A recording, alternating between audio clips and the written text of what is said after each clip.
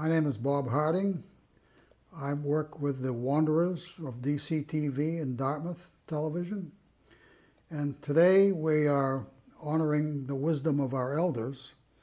And we have Renate Hamer and her daughter Erica with us. And we're going to have a conversation. I often say that our elders are walking history books. And as president of our local historical society, one of our goals is to record history and to get it as close to the source as we can. And this is close to the source. So we're going to begin by saying welcome to our program and congratulations for the contributions you've made to your family and your community. And one of the things I'd like to begin with is just learning a little bit more about you and your family. So please tell me your full name, including your maiden name, and the names of your parents. My name was Renate Erica Bühringer. It's my maiden name. And my mother's name was Rosa Czechowski. Right. My father's name was Rudolf Bühringer. Rudolf. I did some research trying to find your father's first name. I knew the last name from everything. And I had some guy named Othmar. He's probably a relative, but it's not you. I asked you at the party Sunday, and you told me it was Rudolf. I remembered Rudolf, but I didn't have it. Thank you. Thank you. Now, I understand that you had a younger sister. Yes. Named Rosie. Yeah, that's right. 3 years younger. Also that you had some older stepsisters. Do you know very much about your older sisters, or? I don't remember too much because I was just too young at that time. When I got about, I don't know what age I was, but I know I was very young. The three girls left home and they got married. Yeah. And I think two stayed in Austria and one went to Germany.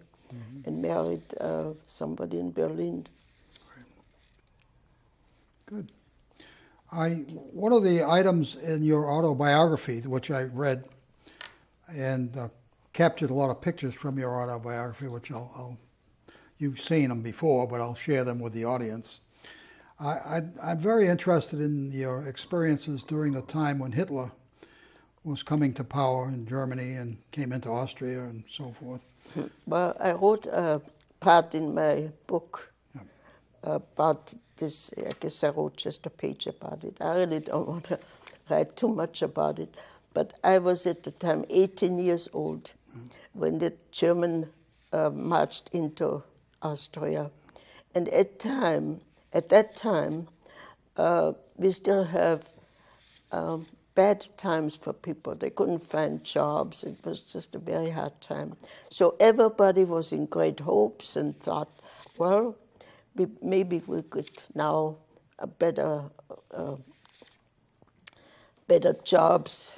And that happened because Hitler started working on the roads and everything. So people did find jobs, which was a good thing. But then later on, of course, other things happened. When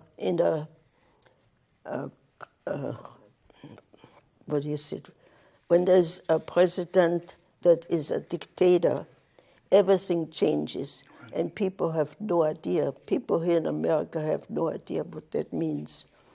I found out what that means, that you cannot talk about the government at all. If you say anything bad about them, you're going to be in big trouble. Right. When you listen to a foreign television radio show at the time, you could get also in big trouble. Just by listening to the radio. Get arrested. Yeah. And the worst thing was that Hitler hated the Jewish people. Yeah. And nobody ever could really find out what happened, why he was so hateful that he had them even killed, just knowing who they were. So that's why lots of Jewish people fled to America. And the top family is, they were not Jewish, but they also escaped. And that's something that people knew about. Right. But I was just very lucky. But at the time, when we had a war in Austria, I was drafted for the work service.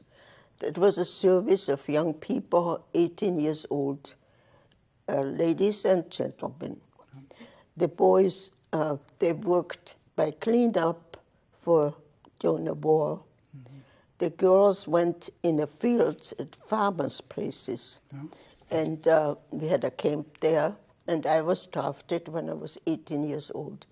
And because I was drafted, I had no chance to, I had a good chance to learn many things.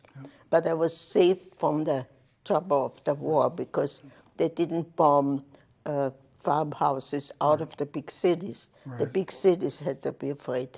And my hometown, Linz, was very fortunate because only at the time I came home from that camp, we had one bomb attack. But while I was in a work service, I had to learn many things which were very helpful for me for later years. Right. I was working in a kitchen, I was working in a garden, I went out to the farmers and helped with all kinds of things, with the harvest and with whatever the woman wanted help with, because the men were all in the army. So the women were left at home alone. Right. So I had one nice lady, she was my friend, and we used to go to that farmhouse and helped the mother. Was the farm in Linz also? No. Was the farm in the town of Linz? No, that was outside of Linz. Yeah. Okay. It was even near Vienna, okay. in other places. Yeah. Quite far away. We had to go by train. Okay. So I met, well, I don't want to go into all details. I've seen the pictures of your home from your book. Yeah, we had a beautiful. And I recall that was your father house. a banker? Yeah, that's right. Was a banker? Mm-hmm. Yeah. That kept him pretty busy, I would imagine. We went to the office every day and stuff like that. Oh, yes. I remember the time when I was very little. I walked with my father halfway down. I worked up on the hill on that house, and my father had to work in the city. So I walked with him, and then I walked home alone, but I had no problem because... You can't see that, but this is a picture of you my father on your father's lap. Yeah, when I was that little, I used to walk with him down to then he bought me something to eat in a bakery, and I walked home all by myself. Wonderful. Now you're a teenager. We're telling me about your teenage years. How old were you when you met Gilman? When I met Gilman, I was 23. 23? Yeah. Wow. And tell us about that meeting. Oh my goodness. I gotta laugh about that because everybody who reads my book has to laugh about that. Because, usually you don't want to meet people on the street or anything, but I did. You meet people when, maybe in church you meet some people or some work or something like that. This is a picture of Gilman when he was a boy. But I was just coming out of the house, walking down the street, and it was, it was after the war was over. My husband was in the occupation troop. He thought, while he was over there in Europe, he might as well stay and see what else he can see, and not just the war. And his mother was a widow, so she agreed and said, well, he couldn't stay, you don't have to come home. But Gilman was the only soldier that stayed back to stay in the occupation troop. So when I was walking down the street, that soldier walking behind me, and all of a sudden he came a little closer to me. Did he whistle? Yeah, in Linz. And he said something to me. I don't know, I forgot. said if you want a cigarette or chewing gum or whatever. But I could speak English, so I knew what he was saying. So I didn't want to talk with him. Why should I talk with an American soldier? I didn't want to do that. But he kept after me and kept after me. So finally I looked over and I said, oh, is he a nice looking young man? So I said, okay, is there anything you wanted to ask me? He said, yeah. He said, I'd like to go to the Red Cross, to the American Red Cross. They told me it is somewhere down there, but I don't know exactly. So I said, well, I'm going this direction, so I'll show you. So he went with me and we walked together. It was just a few minutes away from there. So we went into the store, into that place they had at the time. And he came out again. Before he went in, he said, could you wait for me? So I said, okay, I'll wait for you. So he went in, and in a while he came out, and he had 2 donuts. And he gave me one. Boy, and he I knows thought, how oh to... my goodness, I haven't seen something so good for a long time during the war.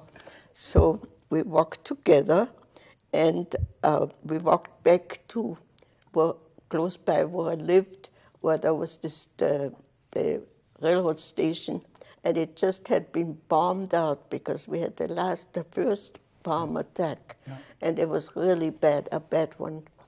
And there were just a few walls with bricks left. So we sat down there and we ate our donuts. And it was just so good. Anyway, he said, could I see you again sometime? And he was talking so nice, and since I could talk English, we had no problem talking about things. And the rest is history, right? I said, yeah. We have Erica and 2 little boys. Wonderful story. For a year. Wonderful. Your memory is terrific. Isn't that a good memory? Oh, I like to remember good things. Now, sooner or later, you decided to come over and marry him. Well, he said, I'd like to have you come to America. Yeah. And at the time, there was just no chance. Right. And he said, I promise you, if there's any way I can help you to come to America, I'll do that. Yeah. And there was a Senator Sartenstall at the time, and he worked on that law that soldiers could bring some of their sweethearts from Europe back home to America. But of course, it took a lot of examinations. I had the CIA, the FBI, everybody was involved, examining everything. But we had a lot of paperwork to do, a lot of visits to the doctor, all kinds of things. And finally, we got ready to, I got the visa. You flew over on Pan American Airways, right? I flew. Did you fly over? Yeah, 29 hours it took with a propeller plane at that time. Yeah. We didn't have these jets. One of the documents I found when I was doing research was the papers when you were admitted to the country from that Pan American flight, and I have them on the website. So we'll show you how to see that, and your cousins can see it too. It's and you were married to Gilman for many, many years, right? Yeah, 69 years. 59 years. 59 years. Wonderful. Good. Well, I imagine your first weeks in this country were here in Dartmouth or somewhere near here, right? Did you come to Dartmouth right away? No. First, for 10 days before I got married, we lived with Gilman's mother's house. We lived there just 1 week. And then Gilman's mother knew a couple that just left from a little apartment, which was once a garage, but it was made over into an apartment. It just had a bedroom, a living room, a little kitchen, a little shower, and that's it. But we were lucky to get it because a lot of soldiers just came home from the war, and there was a shortage on Oh, yes, there apartments. really was. in those So we days. were very lucky, and we stayed there just maybe a year, I think. And then we moved. One of Gilman's cousins knew an apartment in Fairhaven on the top floor, an apartment house. So we got this one. So we went from a garage into a top apartment. So we stayed in Fairhaven for a while.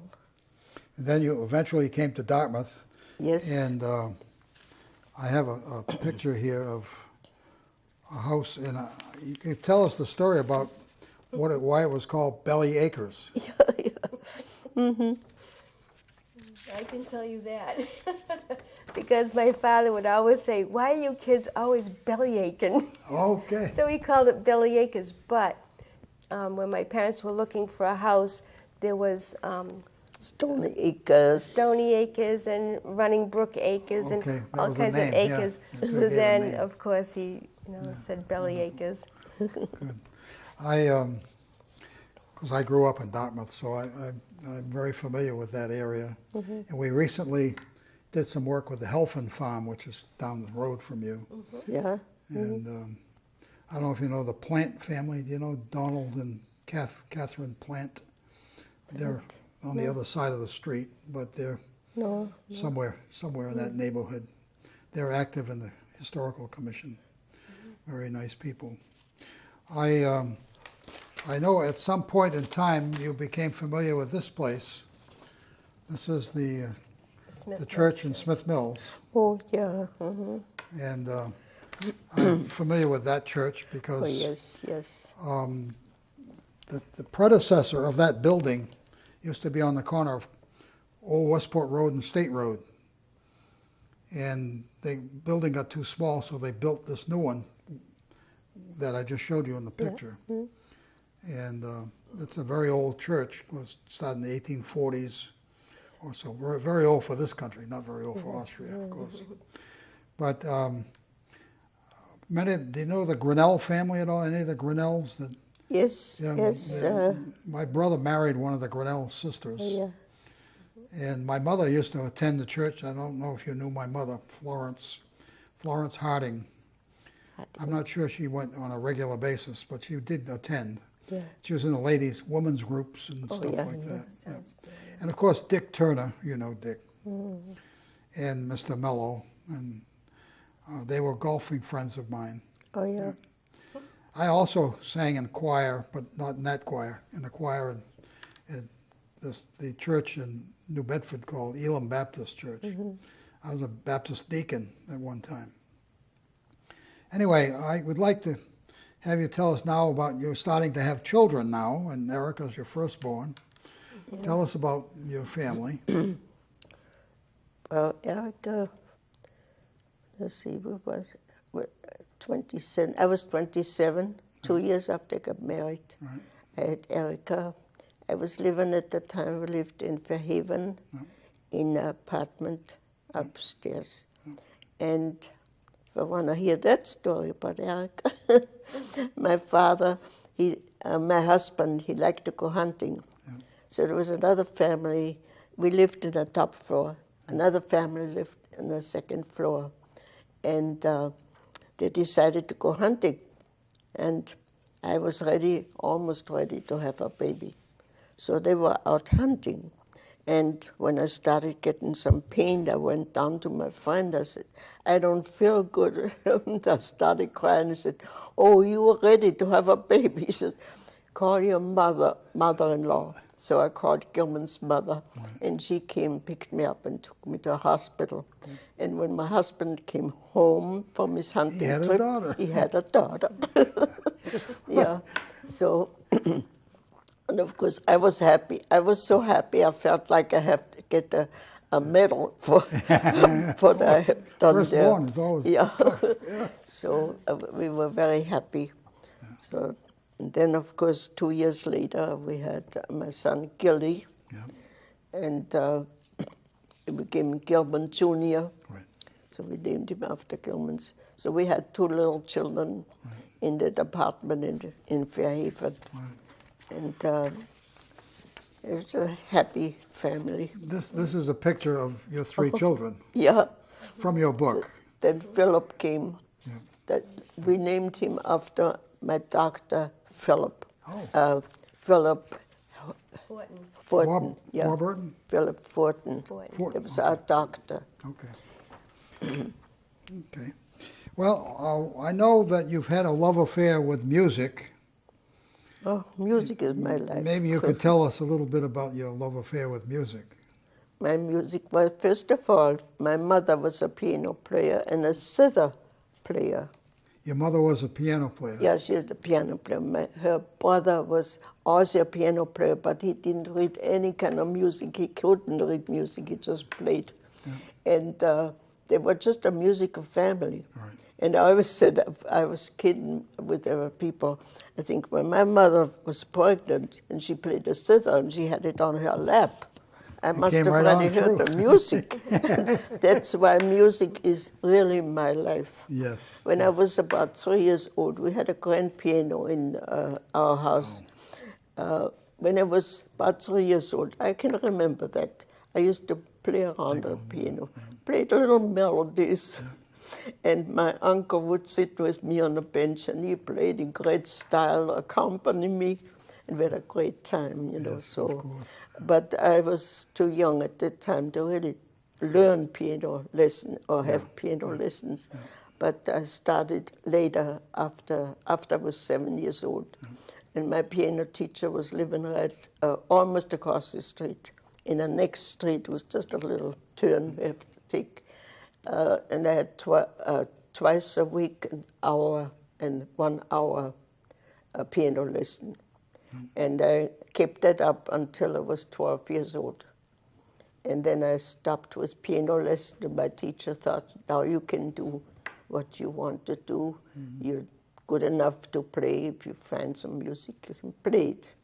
And that was my only lessons in music. Whatever I did later, composing or writing music, is just what I can just do. Comes by inspiration, that's all. Yeah. It's a language, it's a great language, music.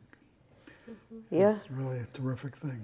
And I used music all my life. I still do it now. It's a crucial part of a worship because I can't read service. it anymore, but I can play by ear. Right. And I was playing just recently, whenever I could go to the Pilgrim Church in New Bedford, I played a little bit before the service, what I could remember and play. Then I still play now in the senior center when they have a chance to, that I can play. I have a friend who's a church organist type and musician, and so it's her life, really. It's that kind of an inspiring thing, and a crucial part of a worship service. Some days now churches don't have music, and I don't know how they worship without music. Wow. I really don't. Yeah, I can remember that sometimes my mother will wake up in the middle of the night with a melody in her head, and she'll start playing it, and I hear the piano go, and I'm like, oh, Ma's getting another song in her head. Huh? What a memory! Yeah. Wow. Yeah, when you get inspired, that's what it is for everything, you know, everything in art and in music. Right. It really something grabs you, and you get so inspired, you just have to do it, and you do it right away. Like when I composed for the Smithmore Church, the Statement of Faith, I was asked by a friend because I had the children's choir at the time, and they did such a wonderful performance. So he told me, you should write something. You should write the Statement of Faith. And I said, I can't do that. It's not a rhyming thing. The Statement of Faith is just words. It doesn't have a meter or a rhyming thing. Right. So I said, I can't do that. So after 10 years, my choir, my senior choir, gave such a great performance at our song fests, which we had every June, that I got so inspired. So that I told them, without even know what's going to happen, I said, next September, when we start again, you're going to have the statement of faith and we're going to sing it. Wow, beautiful. And I was so inspired by that performance, where everything went perfect, that I started writing and I wrote. I had the music in 1 week finished. Wow. That's And what at the inspiration time, I does, just that- had that crank machine to make copies of it. Was Charlotte So- Hawes a part of that church at your time? But Charlotte Hawes. Haas, oh yeah, I know Haas. Lottie- they Lottie lived, Haas, yeah. They lived close. I by worked for her husband, Yeah, Simeon, they lived at close. Pascomanset Links. You know what Pascomanset Links is. Yeah, yeah. Yeah, I used to work there. Oh, yeah. We had many people, and a lot of children in the Sunday school also Oh, at yeah, the time, yeah. Now, I also know, of course, that you're an artist, right? I know you're a calligrapher, and I know that this is something that you painted. Well, there was one summer I just wanted to paint on driftwood. So we collected driftwood, went down to the wall, you know, the wall they built for the hurricane wall. Oh, yeah. I walked around there as long as I could to find driftwood in the rocks until somebody told me that there are rats down there. I never tried to get one again. But one time I went out with my husband. We went on a fishing trip.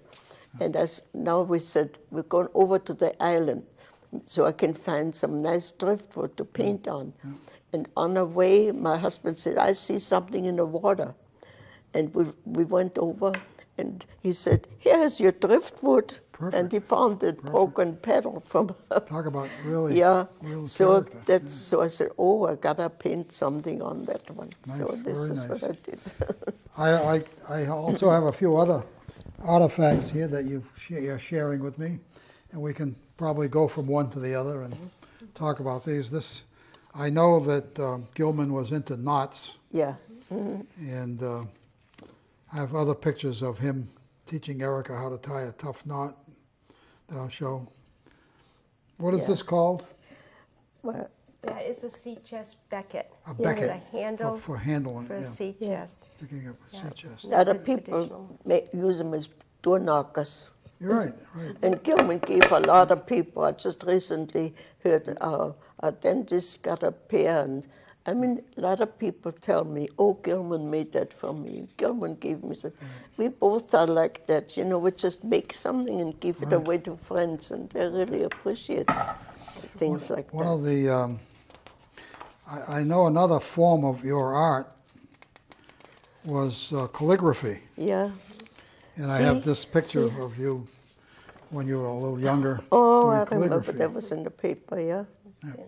Yeah. This is also from your book, I think, You know, or from the collection you sent me. You know, all the things I did afterwards, except the piano lesson, it was always either that I saw something that made me so happy and so inspired that I did it. And this was one of the things, that calligraphy business.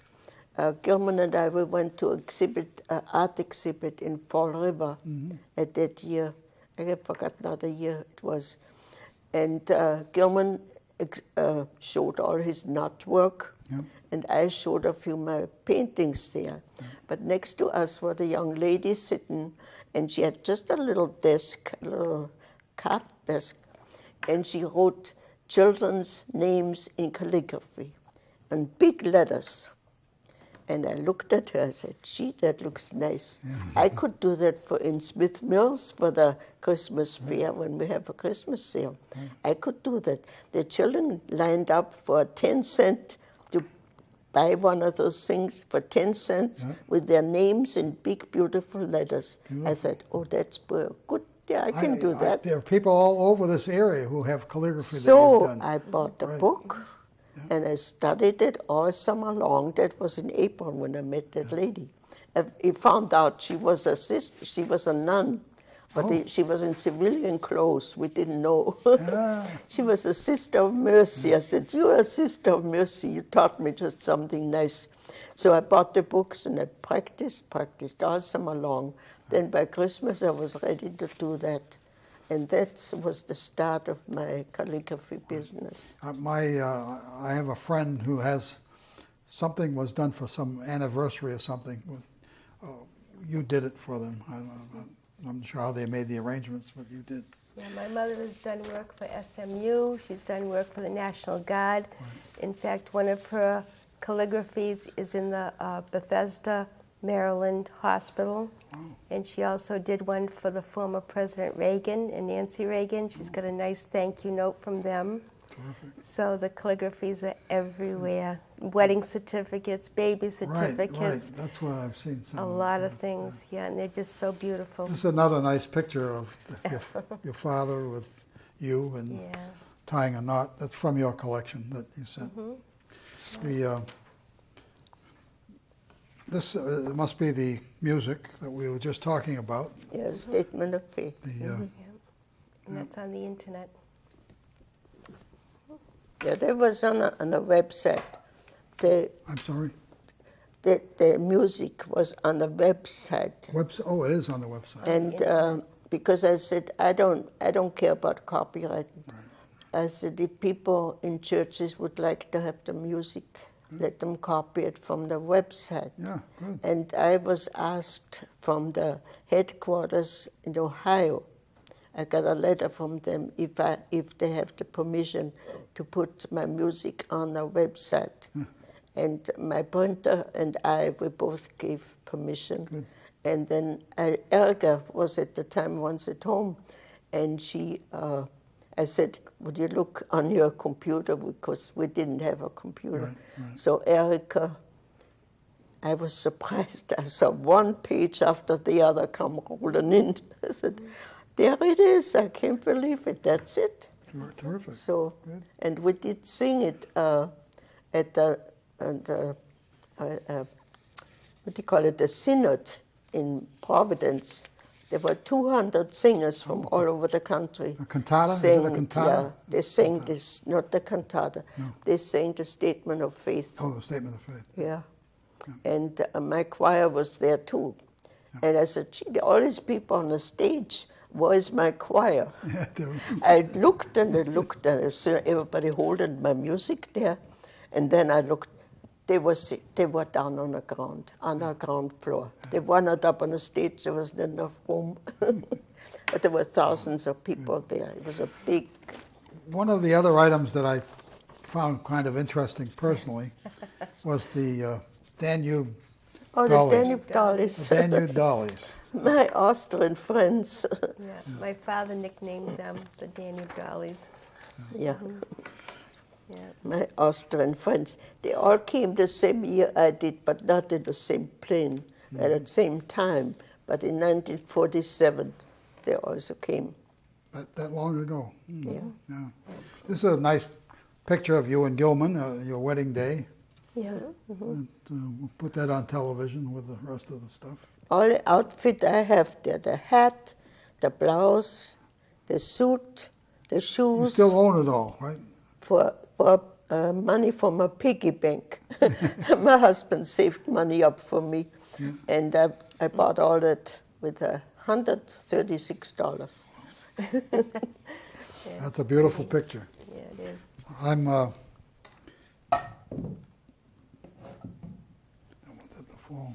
This is another one of your pieces of art. Mm-hmm. Yeah. The Chickadee, the Massachusetts. Well, I made a lot of those. I gave them for presents. And some of your calligraphy here. A very nice statement of faith. Yep. And a shell. I painted on shells. Yeah. These must be your grandchildren. Great-grandchildren. Great-grandchildren. Yeah. Oh, here's a beautiful picture right here. With a happy great-grandma. That's the oldest and the youngest of the family. Okay. Yeah, Kaylee is 3 months so old. So 4 generations. So it's the 4th generation, yeah. And his 3 of you. Yeah, my 2 brothers. Yeah. And this is a few years ago. Mm-hmm. Yeah. And did you do this sketch? this etching? Yes, This is Well, You Clifford really Ashley. do have a lot of talent. Clifford Ashley. Yeah. Gilman liked this book of Clifford Ashley. In fact, he died, Clifford Ashley died the year I came, in 1947. Oh. But Gilman was always interested in knot work, and that was his hero. He liked his book, and he read, and he learned a lot from that book. Mm-hmm. And Now, this is I understand also, that Gilman worked at UMass. Is that true? Did he? Yeah. Mhm. Yeah, I used to teach there. Oh, did you? Yeah, I was an associate professor there. Yeah. For a while, not very long, but Yeah. Well, a few Gilman was years. working in a power plant. Yeah. He was a steam Yeah, engineer. as a matter of fact, I used to deliver newspapers along Old Westport Road when that was just a farm, a dairy farm, Yeah. where the university is. Yeah. Oh, yeah. Yeah, I go back to the early 40s in Dartmouth. We moved from the city down to Dartmouth. We were down the south end of New Bedford. Now, is there anything we haven't talked about that you would like to share with the Dartmouth audience? Would you like to share anything about your life in Dartmouth? Anything you'd like to say that I haven't asked questions about? Oh, the life in Dartmouth, the longest time I was in Dartmouth, for being in other houses, they were just a short period of time. But my husband and I just liked the woods in back of our house. In the latest time, we always walked. Every day we walked. And we come out to the athletic fields up there. Oh, you walked through the woods up to the Just UMass. through the woods, yeah. Yeah. And sometimes we meet some students, seldom actually.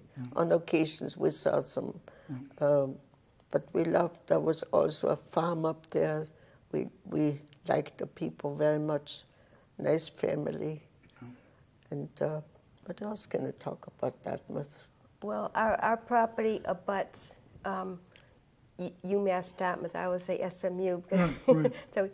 But I used to walk through the woods just to go see my father at the power plant because it was right there at the end of the thing. It's about a half a mile, Oh, yeah. I mean a half hour I walk think there's through the 700 woods. acres on that campus. Yep, yeah, and now they're building it up You know the in certain pond, places. the pond that's over there, Cedar Dell Pond?